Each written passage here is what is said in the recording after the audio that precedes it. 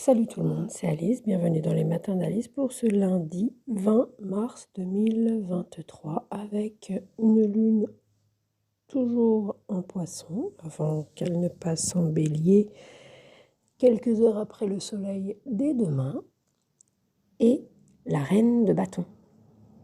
Alors bon, ça nous change un peu l'ambiance de la semaine dernière avec la reine de bâton qui est plutôt dynamique, passionnée, pleine de vie.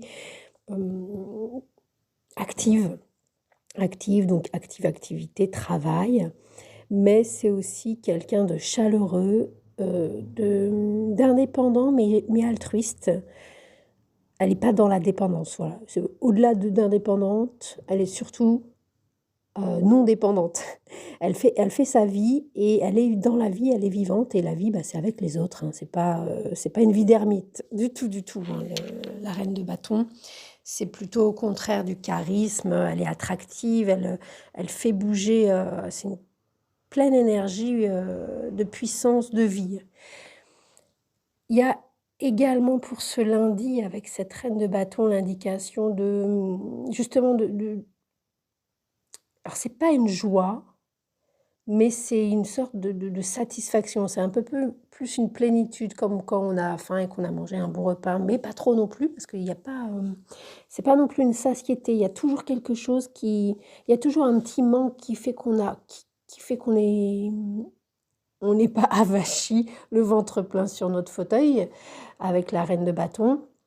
C'est ni trop ni trop peu, et de fait, on est toujours alerte à la vie, hein, pas alerte à Malibu ou aux urgences.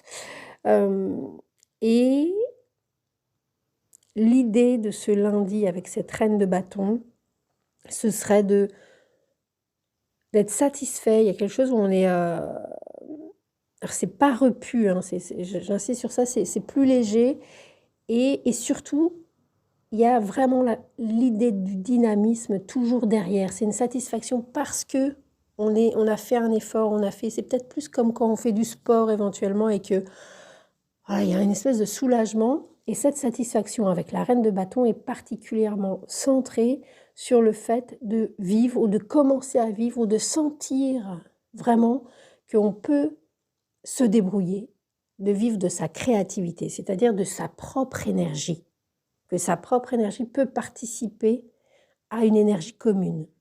Donc c'est vraiment, c'est une vraiment belle énergie par rapport à ce qui était un peu plombant en tous les cas avec les cartes la semaine dernière. On peut avoir de fait toute cette énergie donc artistique, hein, mais c'est pas uniquement nécessairement, on n'est pas forcément peintre, ou artiste chanteur ou musicien. On peut, c'est l'idée de dans ce qu'on fait, on y met sa patte à soi. Voilà, on est banquier, eh bien on est banquier à sa propre manière. C'est la créativité de la reine de bâton, parce qu'il y a une notion quand même de travail, hein, d'activité, d'avoir envie d'agir, c'est une belle énergie de vie. De conquérir le monde, mais en étant proche de ce qu'on est, c'est pas capable de faire, mais de ce qu'on aime faire, de ce qui jaillit de nous. Parce qu'il y a une énergie un peu de faim. On a faim de vivre. Voilà, on a faim de vivre avec l'énergie de bâton, avec la reine de bâton. Donc c'est plutôt une belle énergie pour commencer la semaine. Il peut y avoir aussi une certaine distance. C'est ça, c'est vraiment cette idée. C'est pas une distance pour être loin ou pour être éloigné, mais c'est une distance qui maintient justement quelque chose. Quand vous êtes dans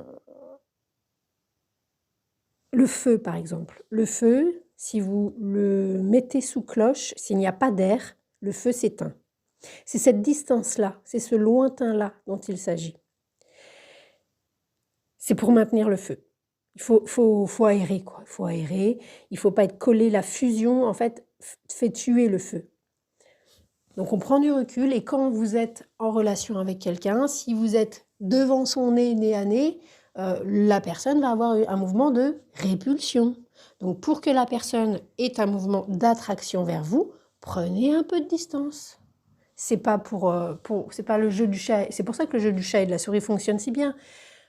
Mais dans ces cas-là, c'est plutôt l'aspect un peu casse-pied, hein, où on s'en sort pas. Et du coup, un peu malsain, toxique, tous les mots que vous voudrez. Avec la reine de bâton, dans le pire des cas, on peut être obsédé ou être dans un excès d'arrogance, un excès de confiance, voire être intéressé uniquement par quelque chose qui nous rend plus attractif. Ça, c'est l'envers de la médaille. Mais l'énergie de la reine de bâton, c'est de pouvoir prendre conscience physiquement dans des sensations physiques et charnelles et cellulaires, qu'il y a quelque chose en nous qui fait que ça nous auto-nourrit, mais dans l'action, c'est pas tout seul dans sa chambre, hein, la reine de bâton. Et cette énergie-là, elle fait une espèce de tourbillon de vie qui fait que y a d'autres personnes autour qui on est vivant, quoi. On est vivant, on n'est pas mort. Donc, donc ça bouge, ça s'attire. On ne peut pas être tout seul quand on est vivant. Par ailleurs, donc il y a il peut y avoir au-delà des artistes, donc l'énergie créative, mais aussi c'est ça. Alors du coup, ça peut être évidemment des artistes. Hein. Si vous êtes artiste vous-même, là pour le coup, ça vous soutient. Et au niveau énergétique également, toutes les personnes qui travaillent dans l'énergétique sont soutenues avec ce lundi et cette énergie de dame de reine de bâton. Par ailleurs, pour tout à chacun, l'idée justement au niveau de l'énergie et de ce qui nous donne les moyens de là où on se donne les moyens d'eux, donc énergie, mais aussi on vit dans un monde depuis quelques années, centaines d'années, voire plus, où il y a cette notion d'argent. Alors là, c'est l'argent, et puis avant, c'était autre chose. Où il ne s'agit pas d'être il s'agit de mettre un peu le superflu de côté et d'aller direct à l'essentiel. Donc, il n'y a pas de dépenses superflues. Vous n'êtes pas obligé de vous acheter à nouveau le dernier iPhone. Sinon, effectivement, vous êtes dans l'énergie de l'envers de la médaille de la dame de bâton, parce que vous n'en avez pas besoin. Votre énergie, elle est intérieure. Donc, on se soutient de quelque chose. Donc, au niveau financier, il n'y a pas besoin de dépenser plus qu'il ne faut. Juste, uniquement ce qu'il faut. Et c'est là, c'est comme quand vous avez faim. Il n'y a pas besoin Alors ensuite, je ne parle pas des problématiques où, justement, on est dans... Il y a des choses autres qu'il faut travailler longuement. Pour ce qui est dépendance, boulimie, anorexie, ça c'est autre chose. L'idée, et même quand on vit des moments ou des années ou une vie où on s'organise comme ça, comme on peut, et que du fait, l'alimentation, parce que là on parle de boulimie et d'anorexie, mais également l'argent pour les gens qui jouent au jeu d'argent, etc. Toutes ces dimensions-là, quoi qu'il en soit, et même pour ceux qui n'y sont pas, on le sait. On le sait que quand on a mangé, en fait, on n'a pas besoin d'en rajouter, en fait. On va manger et puis après, on va faire autre chose. Il y a un peu l'idée d'un temps pour tout aussi. Avec cette reine de bâton, c'est ni trop ni trop peu. Et du coup, il y a un vrai mouvement très dynamique. On ne s'attarde pas, on ne s'étale pas. Mais par contre, de fait, c'est généreux.